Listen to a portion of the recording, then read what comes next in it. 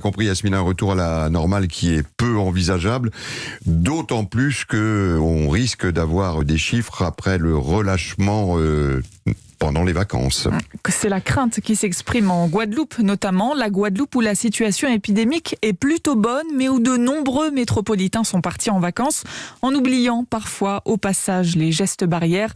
Nicolas Ledin a pu le constater sur place. Sur les plages bondées de Guadeloupe, le masque est souvent oublié et les gestes barrières aussi. Le virus est devenu secondaire pour certains vacanciers. On est entre nous, donc forcément, les gestes barrières s'appliquent pas trop. C'est moins strict ici qu'en métropole. Du coup, ça fait du bien de pouvoir se balader dehors sans masque, etc. Et du coup, on n'y pense plus trop forcément au Covid. La Guadeloupe fait le plein avec 49 avions par semaine en provenance de Paris durant ses vacances, soit jusqu'à 2000 passagers par jour, dont l'insouciance tourne parfois au relâchement. Pourtant, les gestes barrières sont encore de rigueur dans l'archipel et c'est cette légèreté qui agace de nombreux Guadeloupéens, à l'image de Régine, qui craint un rebond viral. Nous, on a fait des efforts et là, j'ai l'impression qu'on considère la Guadeloupe comme une espèce de poubelle ou de seconde zone. Il n'y a pas de respect. Entre souffrir économiquement et préserver la santé, il y a des choix à faire. La publication des chiffres hebdomadaires en Guadeloupe a été reportée cette semaine.